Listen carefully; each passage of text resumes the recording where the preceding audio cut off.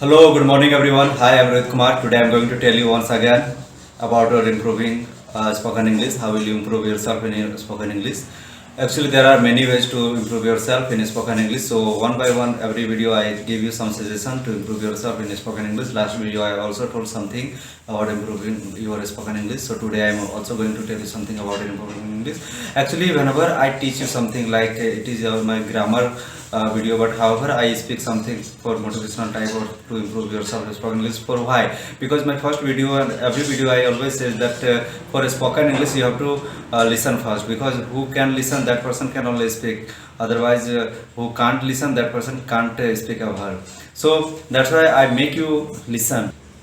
So I make you listen, and when you listen me, I don't say that only you listen to me. You can listen anywhere, like English, when in news, English version news. Also you can listen. Also you can listen, or you can watch the Hollywood movies in English version, not in Hindi version. So also it will give you benefit to make your listening practice. So listening is most important. Today it's rather hot, and not only today, yesterday was also very hot. So let's start today. Yesterday video I had told that today I will teach you tense, and tense there are three parts: present, past and future. So definitely today I will teach you present. So let's begin present tense. तो यहाँ पर हम देखते हैं कि tense tense के तीन भाग होते हैं: present, past and future. Present यानी कि जो अभी चल रहा है। 2020 ये हमारा प्रेजेंट है, ये अभी चल रहा है, यह एक अच्छा एग्जाम्पल है। 2019 ये हमारा बीत चुका है, यानी कि वो पास्ट कहलाएगा। और 2021 जो आने वाला है वो हमारा फ्यूचर टेंस होता है। और इस तरह से हर एक टेंस के फिर चार भाग होते हैं। पहला सिंपल, प्रेजेंट का सिंपल पहला होगा तो सिंपल प्रेजेंट, पास्ट का पहला होगा तो सिंपल पास्ट, फ्यूचर का पहला होगा तो सिंपल फ्यूचर। और उसी तरह से प्रेजेंट का दूसरा होगा तो प्रेजेंट कंटिन्यूअस, पास्ट का दूसरा होगा तो पास्ट कंटिन्यूअस, फ्यूचर का दूसरा होगा तो फ्यूचर कंटिन्यूअस। प्रेजेंट का तीसरा प्रेजेंट परफेक्ट, पास्ट का तीसरा पास्ट परफेक्ट, फ्यूचर का तीसरा तो फ्यूचर परफेक्ट। इस तरह से प्रेजेंट का लास्ट यानी कि परफेक्ट कंटिन्यूअस तो प्रेजेंट परफेक्ट कंटिन्यूअस, पास्ट का चौथा पास्ट परफेक्ट कंटिन्यूअस, और फ्यूचर का चौथा तो फ्यूचर परफेक्ट कंटिन्यूअस।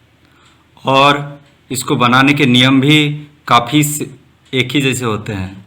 जैसे कि प्रेजेंट का कंटिन्यूअस, उसमें वर्ब का चौथा रूप यानी कि आईएनजी लगता है, तो पास्ट का कंटिन्यूअस में भी आईएनजी लगेगा और फ्यूचर का कंटिन्यूअस में भी आईएनजी लगेगा। लेकिन साथ में हेल्पिंग वर्ब प्रेजेंट, पास्ट और फ्यूचर में बदलता है, क्योंकि प्रेजेंट का कंटिन्यूअस में ईजेएमआर के साथ V4 लगता है, पास्ट का कंटिन्यूअस में वाज वर्ब के साथ V4 लगता है, और फ्यूचर का कंटिन्यूअस में विल बी के साथ V4 लगता है।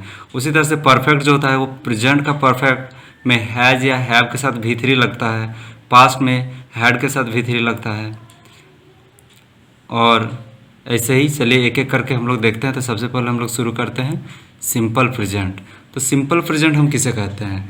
यानी कि सब्जेक्ट, क्योंकि हर एक सेंटेंस में एक सब्जेक्ट होता है जो एक काम को करता है, और वो जो काम होता है उसे हम लोग वर्ब कहते हैं। तो सब्जेक्ट जब किसी काम को करता है, किस तरह से? रिपीट, या उसका वो हैबिट होता है। देखिए यहाँ पर मैंने एग्जांपल लिखा है, वह स्कूल जाता है, यानी कि वह स्कूल जाता है। यह सेंटेंस कैसा है कि सब्जेक्ट वह स्कूल जाने का काम को वो बार बार करता है, वह स्कूल जाता है। अगर ऐसा कहा जाए तो इसका मतलब ये होता है कि वह स्कूल जाने के काम को बार बार करता है, दोहराता है, रिपीट करता है। तो ये हमारा सिंपल प्रेजेंट होगा यह सेंटेंस। या तुम क्रिकेट खेलते हो, तो तुम क्रिकेट खेलते हो का मतलब होता है कि तुम ये क्रिकेट खेलने का काम जो है उस काम को आप या तो उसका आपका हैबिट होगा या उसको आप रिपीट करते हो। तो इस तरह से हैबिट या रिपीट हो सेंटेंस सब्जेक्ट का, तो वो हमारा सिंपल प्रेजेंट कहलाता है। और देखिए हिंदी सेंटेंस के लास्ट में ता है, ती है, अगर इस तरह है तो भी उसे हम लोग सिंपल प्रेजेंट कहते हैं। तो उसको बनाने का क्या नियम है? सब्जेक्ट के साथ V1 या V5 लेते हैं। अब हम लोग ये जानेंगे कि V1 किसके साथ लेते हैं और V5 किसके साथ लेते हैं। ये सब्जेक्ट के अनुसार हम लोग चूज करते हैं V1 V5 का, और नेगेटिव में डू या डज का। तो सबसे पहले चलिए देखते हैं कि V1 और V5 किस सब्जेक्ट के साथ लिया जाता है। तो देखिए आई, वी, यू, दे, यानी कि first person singular number and plural number, second person singular number and plural number, और थर्ड पर्सन का प्लूरल नंबर के साथ V1 का यूज़ करते हैं। और V5 का यूज हम लोग करते हैं थर्ड पर्सन सिंगुलर नंबर, जैसे कि ही, सी, राम। नेगेटिव बनाते समय या इंट्रोगेटिव में हम लोग V1 जिसके साथ लगते थे उसके साथ टू लगाएंगे और V5 के साथ डज। तो यहाँ वह स्कूल जाता है, तो यहाँ सब्जेक्ट ही है और ही के साथ हम लोग लेते हैं V5, नेगेटिव में डज।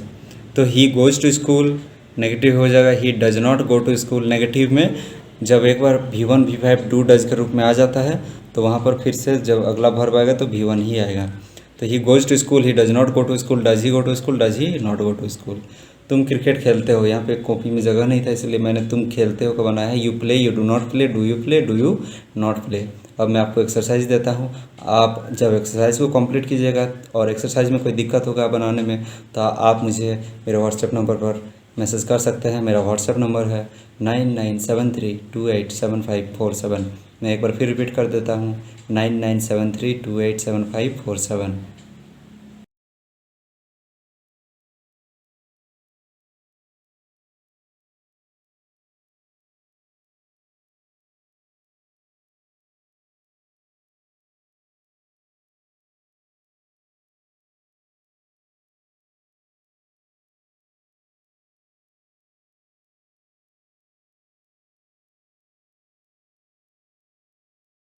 आज के लिए बस इतना ही। तो जैसा कि मैंने पहले वीडियो में शुरू के मैं पहले बता चुका हूं कि आप पहले स्पोकन के लिए सुनने का आदत बनाएं। तो सुनने के लिए ये ज़रूरी नहीं कि सिर्फ आपको फिल्म ही देखना है, आपको सिर्फ न्यूज़ ही देखना है, आपको सिर्फ अपने दोस्त से ही इंग्लिश में सुनना है। आप खुद बोल बोल के सुन सकते हो। आप किसी स्टोरी, बच्चों वाले स्टोरी बुक लीजिए, उन स्टोरी बुक को आप अच्छे से समझ भी सकते हैं। तो उसको बोल बोल कर पढ़िए। तो बोल बोल कर पढ़ने से क्या फ़ायदा होता है कि आप वो जो बोलते हैं, आप जो खुद बोलते हैं, वो आपकी आवाज़ आपके कानों में भी जाती है। तो उससे आप खुद बोलते हैं वो आप सुनते भी है।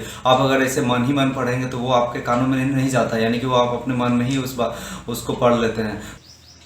तो बोल बोल के पढ़ने से क्या होगा कि आपके द्वारा जो बोले जाएंगे सेंटेंस, वो सेंटेंस आप खुद सुनेंगे, यानी कि आपको बोलने का भी प्रैक्टिस हो जाएगा और सुनने का भी प्रैक्टिस हो जाएगा। इसलिए आप जब भी पढ़ें तो बोल बोल के पढ़ें।